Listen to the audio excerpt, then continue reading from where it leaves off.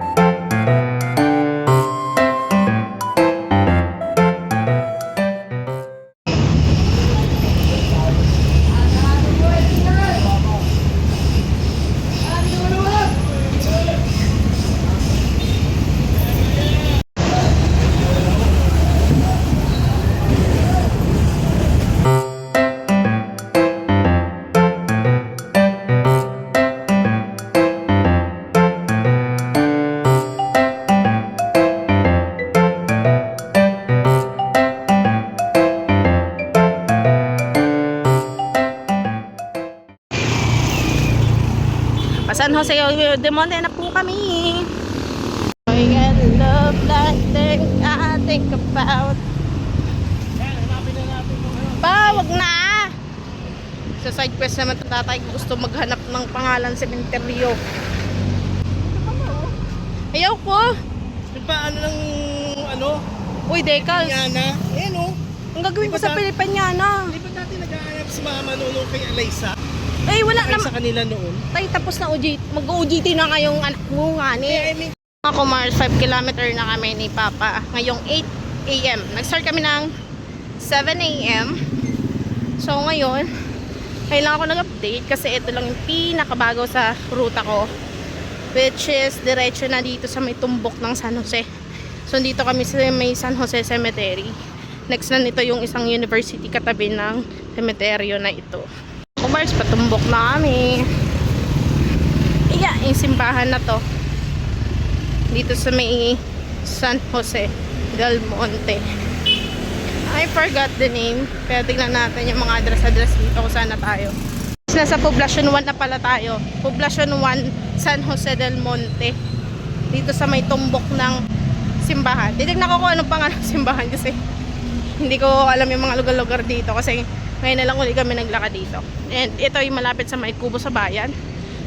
And Uncle John's. Tapos alam ko may 7-Eleven dito or Alpha Mart. Ito kasi O-Save eh. O-Save. May Dolores dito. Dolores Chicharon. Ayun lang. Tingnan natin. Ito ano ba to? Uncle's John ba to? Uncle's John. O tama. Uncle's John nga to. Ayun. Pangalan ng simbahan is St. Joseph the Worker Church. Yan.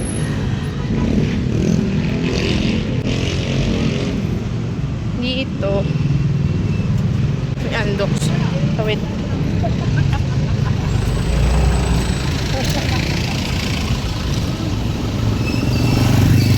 Ayan. Pasok tayo simbahan. Yes. Mars, dito na kami. Pipicture yung tatay ko.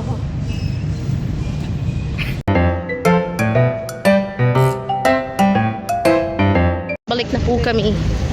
papasok na eh. Kuya, try na natin eh. Gusto ko yung mga ganun business na tahimik. So Mars, 6 kilometer na po tayo. Pabalik na po kami. And nandito na naman kami ulit sa Colegio de San Jose del Monte. Yan. Ang una yung tatay ko. Si Boy mabilis maglakad.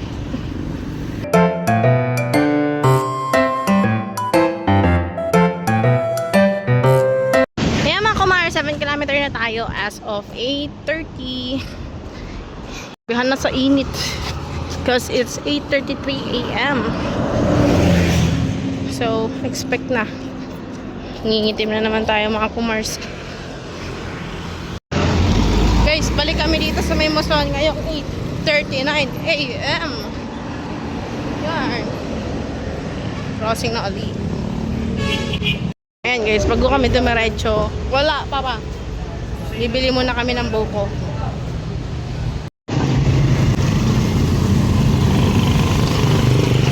Kilometer na guys.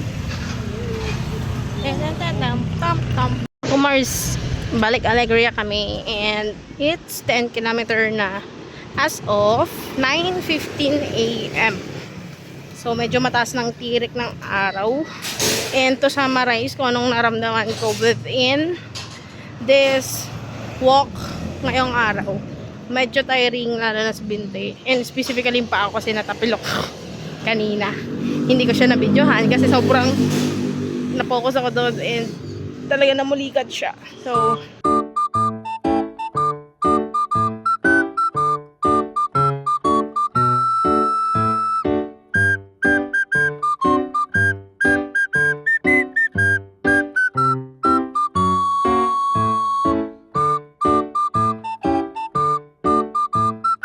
that's all, Kumars, and here is my actual walk distance happening in this episode 8.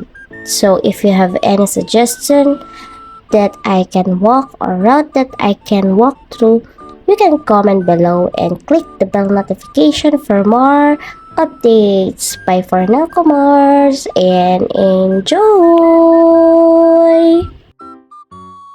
One is the loneliest number that you